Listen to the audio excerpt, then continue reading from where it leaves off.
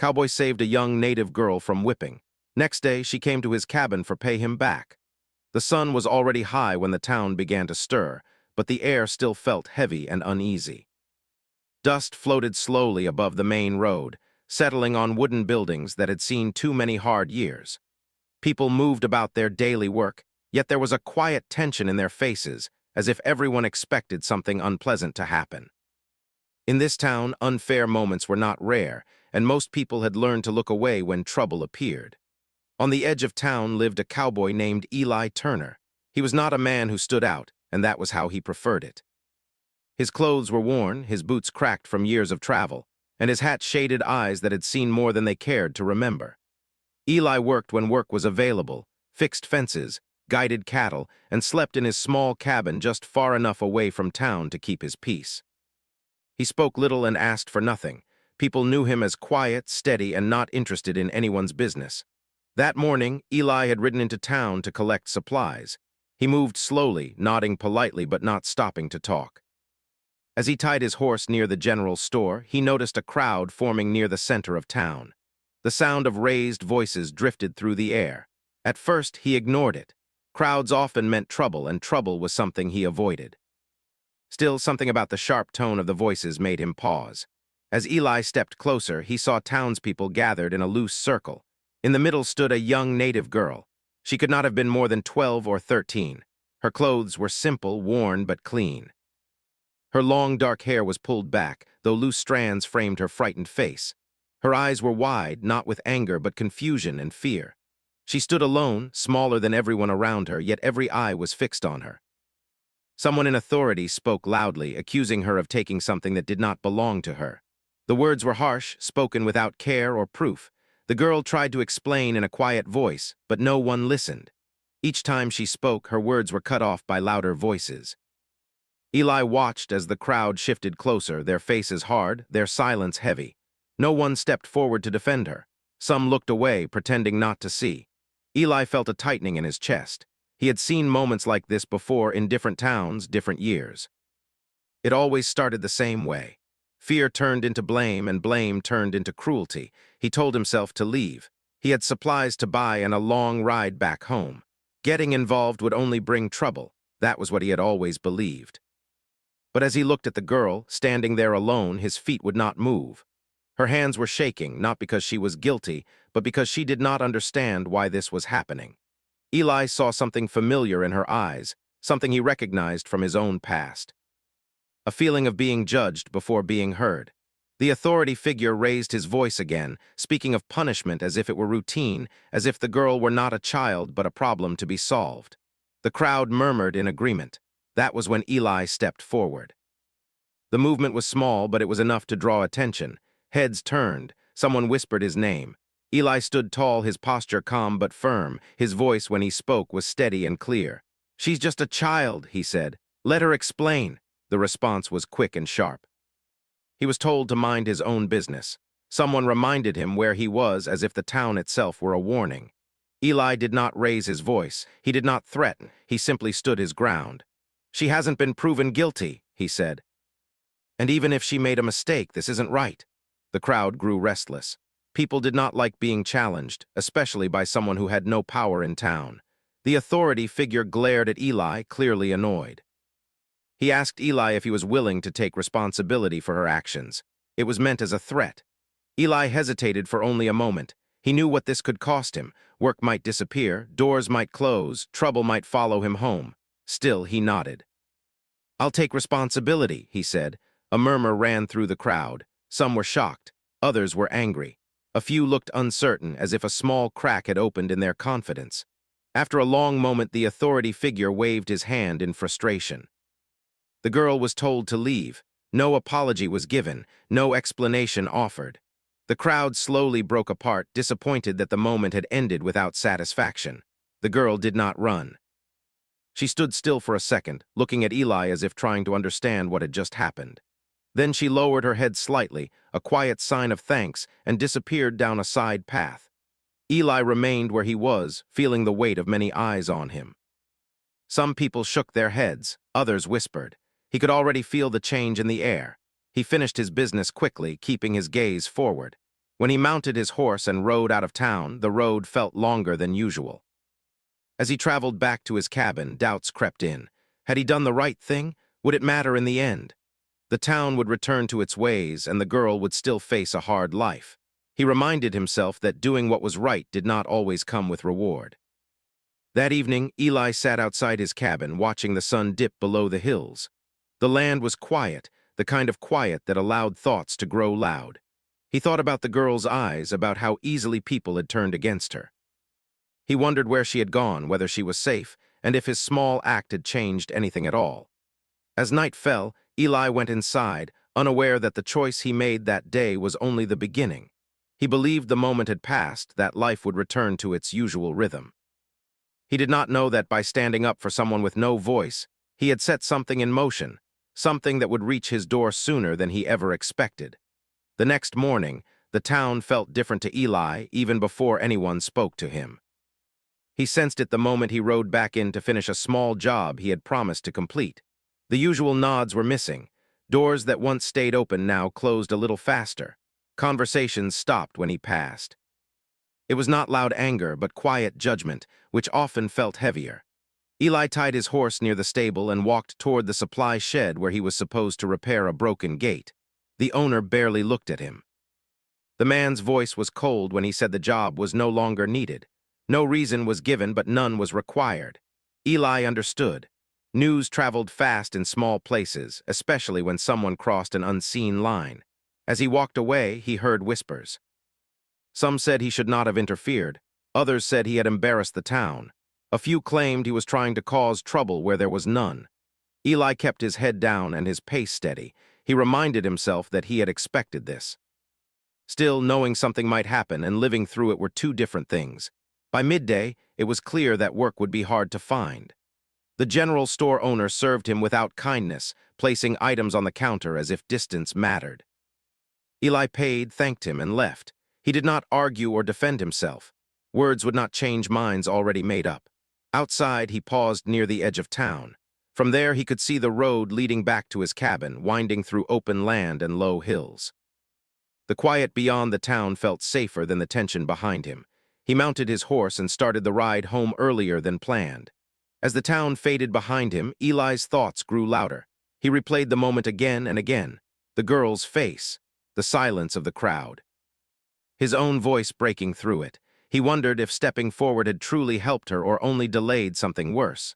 Doubt had a way of slipping in when the world pushed back. He reached his cabin before sunset. The place looked the same as always, simple and steady, untouched by the town's troubles. Eli fed his horse, gathered wood, and prepared a quiet meal. These familiar tasks helped calm his thoughts. Out here, no one watched him. No one judged. Yet the weight of the day followed him inside. That night, sleep came slowly. Each time Eli closed his eyes, he saw the girl standing alone. He wondered where she had gone after leaving town. Had she returned to her people? Was she safe? The questions had no answers, and that made them harder to carry. The next day brought no relief. Eli rode into town again, hoping the tension might have eased. Instead, it felt stronger. A man he once worked beside turned away without a word. Another warned him quietly that it might be best if he kept his distance for a while.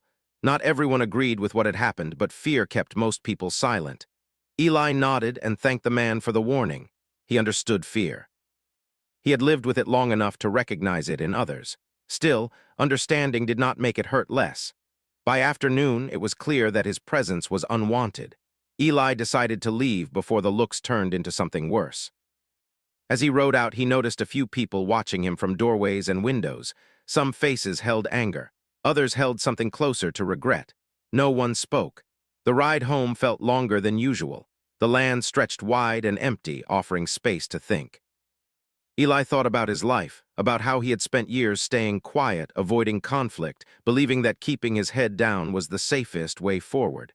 Yet one moment had undone all of that. He asked himself why he had stepped in. He could have walked away like everyone else. He had done it before, but something inside him had refused this time. Maybe it was the girl's age. Maybe it was the way the crowd seemed so sure, so ready to be unkind. Or maybe it was simply that he was tired of carrying old regrets. When Eli reached his cabin, he noticed signs that worried him. Footprints near the door, a mark on the fence as if someone had leaned there for a while. Nothing was damaged, but the message was clear. He was being watched. The town had not forgotten. That evening, Eli sat outside longer than usual, listening to the wind move through the grass. He considered packing up and moving on. He had done it before when places grew uncomfortable. Starting over was nothing new to him, yet something held him back. Leaving now felt like giving up more than just land. He thought again of the girl. If she could stand alone in front of a crowd, frightened but still trying to speak, then maybe he could stand his ground too. The thought gave him a small sense of strength. As night fell, Eli made sure everything was secure. He did not expect trouble, but caution came naturally to him. Inside, the cabin felt quiet, almost too quiet. He sat at the small table, staring at nothing, lost in thought. He wondered if the girl knew what his choice had cost him. He doubted it, and he did not blame her. He had not stepped in for thanks or reward. Still, the silence that followed felt heavy. The following morning, Eli woke early. The sky was pale, the world calm. For a moment, it felt like any other day. He brewed coffee and stepped outside, breathing in the cool air. The land looked peaceful, unaware of human conflict. As he stood there, he told himself that whatever came next, he would face it. He had done what he believed was right. That would have to be enough. What Eli did not know was that while the town turned its back on him, someone else was thinking about him very carefully. Someone who remembered his voice, his steady presence, and the way he stood when no one else would. The girl had not forgotten. Far from the noise and judgment of the town, she spoke quietly to someone she trusted. She described the cowboy who had stepped forward, the way he had spoken without anger, the way he had looked at her like she mattered. In her world, acts like that were not ignored. As Eli went about his morning, unaware of these thoughts, the distance between his cabin and the girl began to feel smaller than the miles that separated them. The choice he made had planted a seed, and though he could not see it yet, something was already moving toward him. By the time the sun climbed higher in the sky, Eli felt a strange sense of waiting, though he could not explain why. He finished his chores and sat on the steps of his cabin, staring down the path that led from the hills. He did not know what the next day would bring. He only knew that the story was not over. The morning passed quietly, but Eli felt restless in a way he could not explain. He tried to focus on simple tasks, mending a loose board, checking the water barrel, brushing his horse. But his attention kept drifting toward the narrow path that led from the hills down to his cabin. Every so often he paused and listened, as if expecting to hear footsteps carried by the wind. By midday, the sun was high and the land shimmered with heat. Eli wiped his hands on his trousers and stepped inside for a drink of water. As he set the cup down, a faint sound reached his ears. It was soft, almost lost in the quiet, but it was there. A knock. Eli froze. No one ever came to his cabin unannounced. Visitors were rare, and unexpected ones usually meant trouble. He stood still for a moment, listening. The knock came again, gentle and unsure. He moved toward the door slowly, his mind racing. He reached for the handle and opened it just enough to see who stood outside. It was the girl. She stood a few steps back, as if unsure whether she was welcome. The sun lit her face, and Eli could see how young she really was. She held something close to her chest, wrapped carefully in cloth. Her eyes met his for only a moment before dropping to the ground. For a long second, neither of them spoke. Eli opened the door wider. "You can come in," he said softly, careful not to sound frightening. "Or you can stay there, whatever you're comfortable with." The girl hesitated, then took a small step forward. She did not cross the doorway right away. Instead, she lifted the bundle in her hands and held it out to him. "This for you," she said quietly. Her voice was steady, but it carried emotion. "For helping me." Eli did not take it at first. He shook his head slightly. "You don't owe me anything," he said. "I didn't do it for payment." She looked up at him then, her eyes serious. "I know," she said, "but I need to give it." Eli understood then that this was not about debt. It was about respect. Slowly, he reached out and accepted the bundle. Inside was a small, carefully made item crafted by hand. It was simple but beautiful, full of care and meaning. "Thank you," he said, and he meant it. The girl relaxed a little, as if a weight had been lifted. Eli stepped aside to give her space. "It's hot," he said. "Would you like some water?" She nodded. Inside the cabin, the air was cool and smelled of wood and earth. The girl looked around carefully, taking in the small table, the single chair, the bed near the wall. Everything was plain but clean. Eli poured water into a cup and handed it to her. She drank slowly, as if savoring the simple comfort. They sat in silence for a moment. Eli did not rush her. He knew that trust took time, especially after what she had been through. Finally, she spoke. "They said I took something," she said. "I didn't." "I believed you," Eli replied. She looked surprised. "You didn't even ask." "I didn't need to," he said. "I saw the way they were treating you. That was enough." Her hands tightened around the cup. "People don't usually see," she said quietly. Eli felt the truth of her words. He leaned back slightly, keeping his voice calm. "What's your name?" he asked. She hesitated, then answered. He told her his in return. Saying the names out loud made the space between them feel smaller. She told him in simple pieces about her life, about traveling with her family, about how quickly things could change. She did not go into detail, and Eli did not press. He listened, letting her speak at her own pace. She explained how she had followed the path to his cabin that morning. She had asked someone where he lived, then walked alone for miles. The journey had been long, but she said she needed to come. She needed him to know what his action had meant to her. "You stood when no one else did," she said. "That matters." Eli felt a tightness in his chest. He had spent years believing his actions disappeared into the world without leaving a mark. Hearing her words challenged that belief. "I'm glad you're safe," he said. "That's all I wanted." She nodded. "I am because of you." They shared a simple meal. Eli offered what little he had: bread, dried food, and fruit. She accepted with thanks. The quiet companionship felt natural, not awkward. Outside, the wind moved through the grass and birds called from the trees. As the afternoon wore on, the girl stood and adjusted her shawl. "I should go," she said. "They'll be waiting." Eli nodded, though he felt a strange sense of reluctance. "If you ever need help," he said carefully, "you can come here." She met his eyes. "I know." Before she left, she turned back once more. "They may be angry with you," she said, "for what you did." "I know," Eli replied. She studied his face, then gave a small, respectful bow of her head, just as she had in the town square. Then she walked away, her steps steady, her back straight.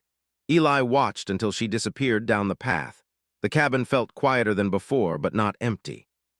He looked at the handmade item she had given him and placed it carefully on the table. The rest of the day passed slowly. Eli worked, but his thoughts kept returning to the visit. He realized that while the town had turned its back on him, this small moment had given him something rare: connection.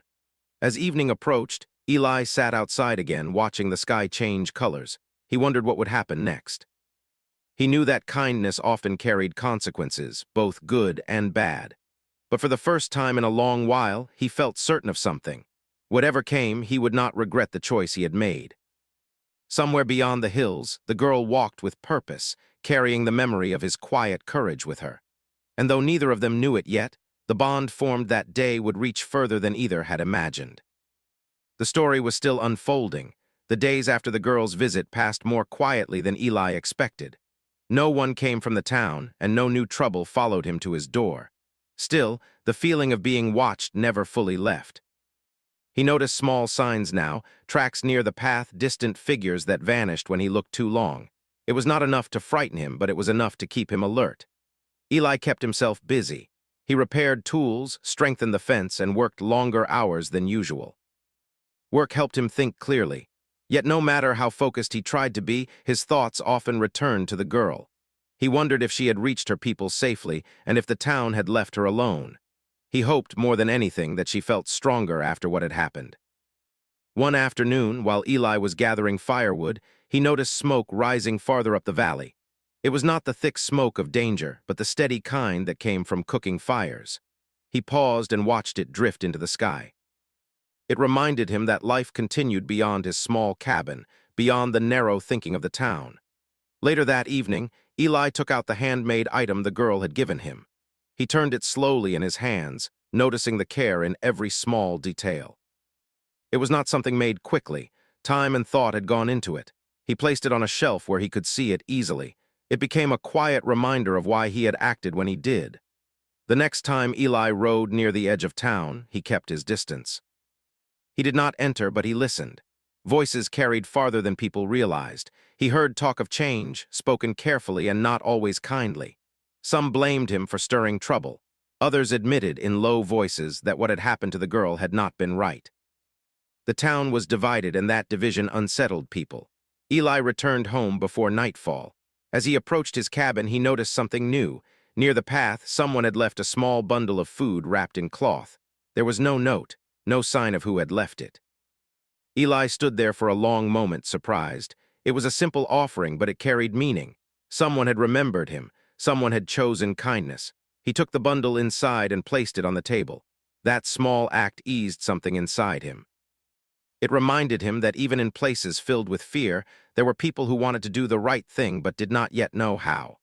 A few days later, Eli saw the girl again, though from a distance. He was riding along a ridge when he noticed movement below. A small group traveled together, calm and steady. At the center, he recognized her walk. She did not see him, and he did not call out. He only watched long enough to know she was not alone anymore. That sight stayed with him. It gave him peace. As weeks passed, Eli noticed changes in himself. He stood straighter. He spoke more when words mattered. When travelers passed his cabin, he offered water and rest without hesitation. He realized that helping the girl had opened something in him that had been closed for a long time. He no longer felt like a man simply waiting for life to pass by. One evening, a stranger stopped at his cabin. The man was older, his face marked by years of hard travel. He spoke carefully, as if choosing each word. He told Eli that he had heard about what happened in town, not from the loud voices but from the quiet ones. "Some folks are starting to think," the man said. "Not everyone, but enough." Eli listened without pride. "Thinking is a start," he replied. The man nodded. "You made it harder for them to pretend they didn't see." After the man left, Eli sat outside long into the night. The stars were bright, scattered across the sky. He thought about how one moment had grown into many others, all connected. He had not planned this. He had not wanted attention. Yet here he was, part of something larger than himself. He wondered if the girl understood how far her visit had reached. How her simple act of gratitude had reminded him that courage did not always roar. Sometimes it was quiet, steady, and kind. The next morning, Eli found another small offering near the path. Then another a few days later. Not every day, but often enough to notice. He never knew who left them. He never asked. Accepting them felt right as long as he continued to offer help in return. Over time, travelers began to stop more often. Some asked for directions. Others asked questions about the town. A few asked about the girl. Eli answered honestly but gently. He did not accuse. He did not exaggerate. He told the truth as he had seen it. Slowly, the story changed as it traveled. The focus shifted from anger to courage, from blame to choice. Eli did not control that change, but he witnessed it. One afternoon, as the sun dipped low, Eli heard familiar footsteps on the path. This time, when he looked up, the girl stood there again, but she was not alone. An older woman stood beside her, strong and calm, her presence steady. The girl smiled softly when she saw Eli. She introduced the woman, who thanked him with quiet dignity. No long speeches were made, no explanations needed. The moment was simple and full. They shared food, words, and silence. The older woman spoke of teaching, of passing stories forward so they would not be forgotten. She told Eli that what he had done would be remembered not as a grand act, but as a human one. When they left, Eli felt a deep sense of calm. He watched them go, knowing he might not see them again, and that was all right. As night fell, Eli stood at his door, listening to the land breathe. He understood now that standing up for one person had changed him more than anyone else. It had reminded him who he wanted to be. Whatever the future held, he was ready to meet it, not as a man hiding on the edge of town, but as someone who chose to see, to act, and to care. The final chapter was still ahead, but the path was clear. Time moved forward in a gentle way, not rushing, not standing still. The season began to change, and the land around Eli's cabin slowly shifted in color. The air grew cooler in the mornings, and the evenings carried a calm that felt deeper than before. Life did not suddenly become easy, but it became clearer. Eli noticed that he no longer felt like he was waiting for something to happen. Instead, he felt present. Each day had meaning, even the quiet ones. He woke early, worked steadily, and rested without the heavy thoughts that once followed him everywhere. The memory of that day in town was still with him, but it no longer brought doubt. It brought understanding. From time to time, people passed by his cabin. Some were travelers. Some were locals who took the long way around instead of going through town. A few stopped just to talk. They asked about the land, about the roads, about him. Slowly, questions turned into conversations. Conversations turned into trust. One afternoon, a young man stopped by with a broken wagon wheel. Eli helped him fix it without asking anything in return. As they worked, the man spoke carefully. "I heard about what you did," he said. Eli did not pretend not to understand. "I did what I thought was right," the young man nodded. "It made me think," he said, "about what I choose to stay quiet about." After the man left, Eli stood alone, holding his tools. He realized then that the ripple from one moment had reached further than he could see. Not loudly, not all at once, but steadily. The town itself began to change, though slowly and not without struggle. People did not suddenly agree. Old habits did not disappear overnight, but the silence around unfairness was not as thick as it once had been. Some spoke more carefully, some listened longer. A few even apologized, for small things at least, and small things mattered. Eli did not return to town often, but when he did, the air felt different. The looks he received were mixed. Some still held blame, others held respect, and some held curiosity. He accepted them all without reaction. He knew change took time. One evening, as the sky turned soft shades of orange and blue, Eli sat outside his cabin and watched the path. He was not expecting anyone, but he no longer felt surprised when visitors came. The land had taught him patience. As the light faded, he saw a familiar figure walking toward him. It was the girl, older now, her steps confident. She walked alone this time, her posture calm and sure. When she reached him, she smiled openly. "I wanted to say goodbye," she said. Eli stood and greeted her warmly. "Are you leaving?" "Yes," she replied. "We're moving farther west to a place with more space." He nodded. "I'm glad." They sat together for a while, talking about simple things. She spoke of learning new skills, of stories shared around fires, of plans for the future. There was strength in her voice now, and peace. Before she left, she reached into her bag and placed a small object in his hand. "So you remember," she said. Eli smiled. "I won't forget." She met his eyes. "You already changed my life," she said. "You don't need to do anything more." After she walked away, Eli stayed where he was long after the path grew empty. He felt no sadness, only gratitude. Some people were meant to walk beside you for a short time, leaving something lasting behind. The following months passed quietly. Eli continued his life, but it no longer felt small. He became someone people sought out for advice, not because he had answers, but because he listened. He treated everyone with the same calm respect, whether they agreed with him or not. One day, a letter reached him through a traveler. It was short and simple. It spoke of a young girl helping others, standing up when things felt unfair, speaking calmly when voices grew sharp. The letter did not use names, but Eli knew. He folded it carefully and placed it beside the handmade item on his shelf. That night, Eli reflected on the path his life had taken. He thought about how easy it would have been to stay silent, to walk away like he had so many times before. He realized that courage was not about being fearless. It was about choosing not to look away. The land outside his cabin remained wide and open. The sky still stretched endlessly above him, but now Eli felt connected to it all in a way he never had before. He was no longer just passing through life. He was part of it. In the end, nothing about Eli's life looked remarkable from the outside. He lived simply. He worked hard. He kept mostly to himself. But beneath that quiet surface was a truth that mattered. One choice, one moment, one act of standing up. It had saved a child from fear. It had reminded a town to think, and it had given a man back his purpose, and that was more than enough.